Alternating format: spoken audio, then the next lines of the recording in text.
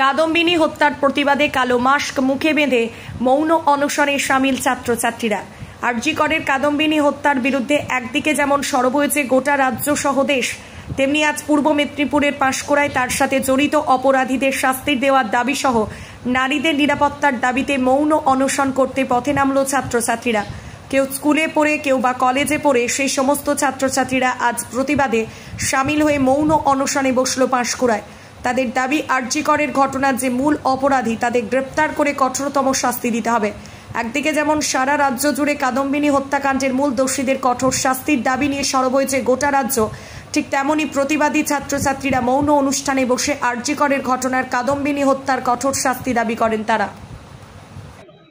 আরজি কর medical college হসপিটালে যে মহিলা ডাক্তারকে যে খুন করে হত্যা করা হয়েছে, সেই নিয়ে আজকে আমাদের এই মৌন অনশন। সকাল 10টা থেকে বিকেল 4টা অবধি অনশন চলবে। না, আমার তো মনে হয় নারীদের নিরাপত্তা নেই, কারণ অনেক দিনই হয়ে গেছে ঘটনাটা ঘটছে, এখনো পর্যন্ত কোনো বিচার হয়নি। আমরা বিচারের আশায় আজকে এই মৌন অনশনে।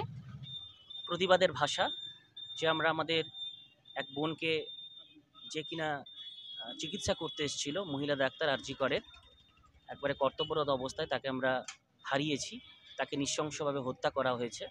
তার এই নৃশংস হত্যার জন্য আমরা প্রতিবাদের ভাষা হারিয়ে ফেলেছি।